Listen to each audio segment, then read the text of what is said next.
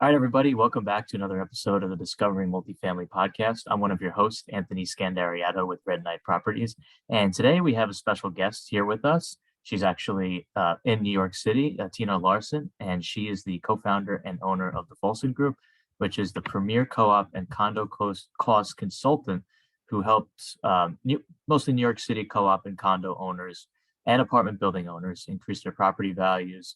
And Tina also holds a lead green associate designation, and she's on a mission to make New York City more greener and more sustainable and more affordable. So there's lots of different ways to do that. So we're going to discuss different ways that Tina has been able to implement her systems in different apartment buildings and other types of residential used buildings. So thanks for coming on, Tina. I really appreciate it. Thank you so much, Anthony. Thank you for having me. Excellent. Yeah, no. So that's what we do. We try to increase property value, or we increase property value by reducing the cost that it takes to operate large apartment buildings.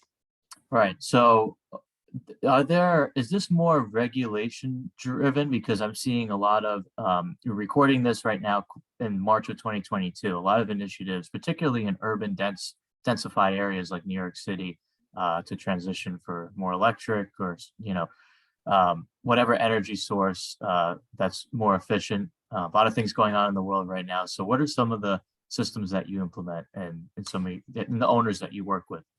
Yes, so we go through every single line item.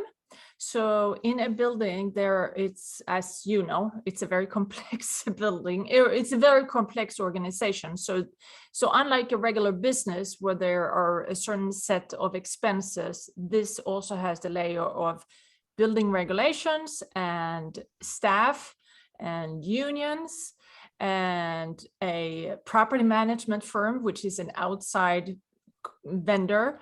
So it's really, and then it's run by, or the people on the board are the ones who actually make the decisions, and they have in most cases not so much knowledge about how buildings are run, but yet they are the ones who makes the decision on the behalf of the owners. So it's really very complex, but you're absolutely right about the increase in regulations. So let's say 15 years ago, if you were on the board, there was not that many things going on. The major thing was the cost of, that they had to inspect and repair the facades. And it happened every 5 years. And that was the major safety code that they had to adhere to. There were certain other ones, but as you're saying, the safety codes are just increasing, whether that comes to electrifying a building or fire safety or gas inspections. I mean, there's just so many new safety codes that it's just become very complex for boards who don't really understand it to begin with to make decisions on behalf of their owners. Yeah. And are you seeing this mostly in markets? Obviously, you're in New York City. So New York City, for most landlords who are listening and whatnot, is very, very regulated, as Tina's saying. So to bring on a consultant who kind of knows the lay of the land makes sense to me if you own in markets like that.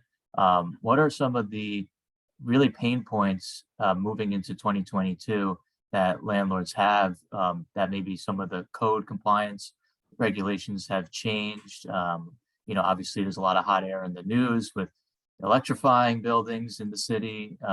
What's real and what's not, and how do you come in there and kind of work through the noise and work with the owners to make sure they're doing everything correctly, but also cost efficiently and not really killing their bottom line? Yeah, I mean, they have to make significant upgrades quickly like that. Yes, and electrifying the buildings is one of them. So local law 97 is the newest energy code, and that energy code is going to fine buildings who do not reduce their carbon by a certain amount by 2024. So come 2024, you're going to get a big fine. And that's going to increase. 2030 is the next deadline, or is when the fines increase even more. So that's when 80% of buildings in New York are going to be fined. in 2024, it's not that many, but it's still, I mean, that's only 2 years away. And You're energy talking about upgrade. residential apartment buildings, or what are we? This what are is we our talking apartment buildings. It's actually local law 97. It's actually for commercial buildings too. We do not consult commercial buildings. We specialize in residential buildings because we feel that those types of buildings do not have a lot of consultant options. So that's why, and the way that we started our business, it started by my partner getting on his co-op board and us saving $340,000 over the first 3 years. So that's how we ended up in that particular niche. And then people ask us all the time, do you want to do this for commercial buildings too? And we're like, well, there are plenty of consultants in the commercial real estate world, so there's no reason to compete with a lot of players when we're the only ones who do what we do for residential.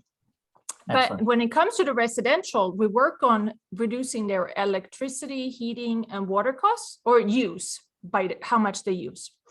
But we also go through every single line item. So we will reduce the cost of their insurance, their exterminating service, their elevator service, and all the upgrades. So repairing their facade, or replacing their elevator, or any other system, or lobby and hallway upgrades. And we reduce how much they pay for that. And we also increase how much revenue. So we install extra storage bins. We install a gym in an empty basement space that they can collect membership fees from. So we do, and we increase how much. Very often, one item that is very, very common is that the buildings don't collect a good rate as a leasing income for their laundry room. So we very often renegotiate the laundry room service contracts. And that's really a leasing agreement where the laundry company pays rent to the building for using their space and installing laundry machines. Got it. So you're not only looking at the regulation component, but you're looking at the general operating expense component that property managers, they're supposed to keep an eye on it, but it's not, it is their job, but it also isn't, because there might be certain things that you know of to reduce, like you mentioned, insurance. Maybe you have a carrier that's better than the one that the current owner is using, and you have a master policy. So that's just one example.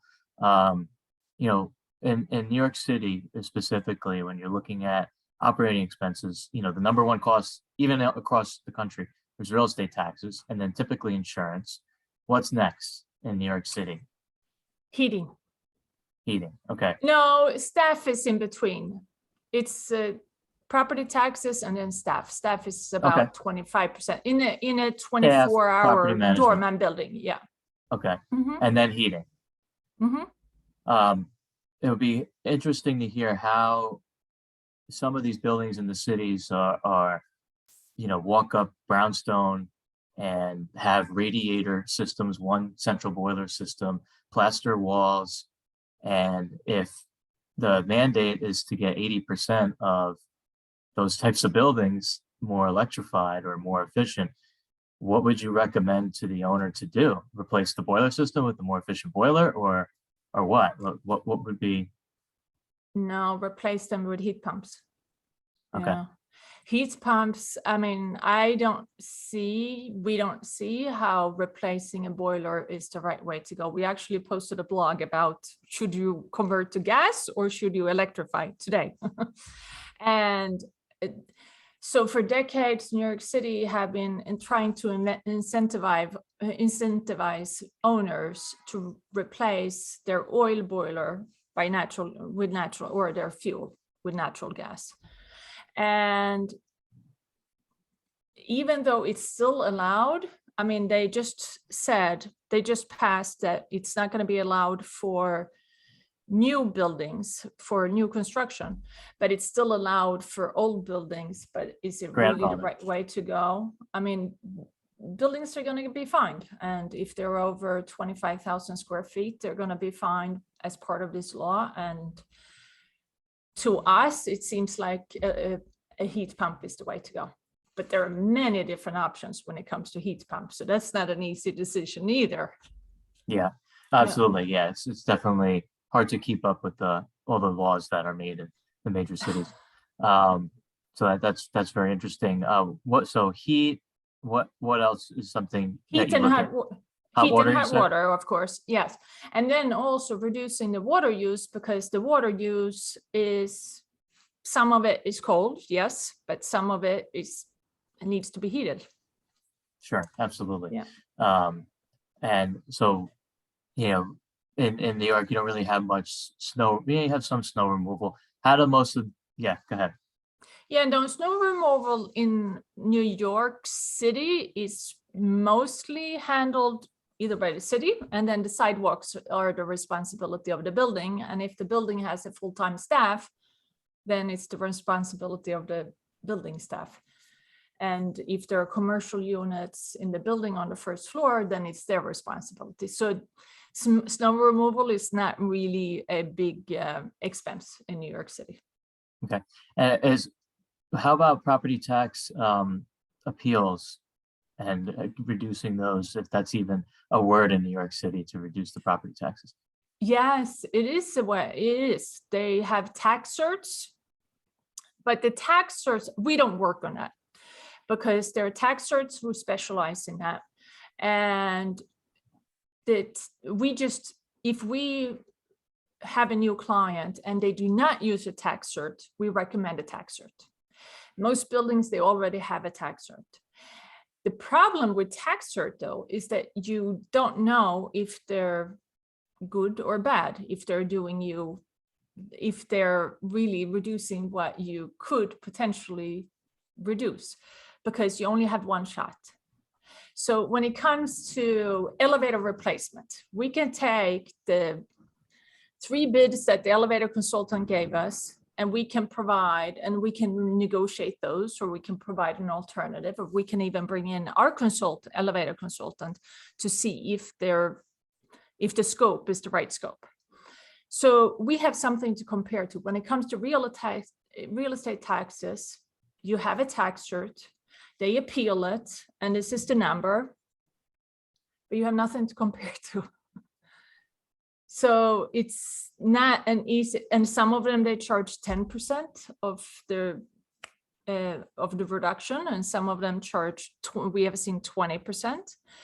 Do we know that the one who charges 20% is better than the one who charges 10%? No, not really, because you have nothing to compare to. Right. But it is interesting. Yeah, but it's It's very, very interesting. Yeah, for all you landlords listening that own in New York City, I definitely want someone on my side like Tina to kind of navigate the waters there. A lot of moving parts, and that's why we're going to keep this podcast short and sweet, Tina. So how can my audience find you, reach out to you, learn more about you? They can find me. Our website is www.thefolsongroup.com, and that's Folson, not Folsom prison like Johnny Cash, but Folson with an N. And I'm also very active on LinkedIn, and that's Tina Larsson, LI on LinkedIn. Awesome. Well, go ahead. Yeah, no. And on our website, we have email addresses and phone numbers, and I'm always here. Great. And we'll have a link to Tina's website and social media platforms in our social media description as well. So feel free to reach out to Tina. And if you liked what you heard and or saw today, please give us a rating and review on iTunes. It'll help Tina and myself get our message out to a greater audience. So really appreciate that. And thank you for coming on, Tina. Thank you so much, Anthony.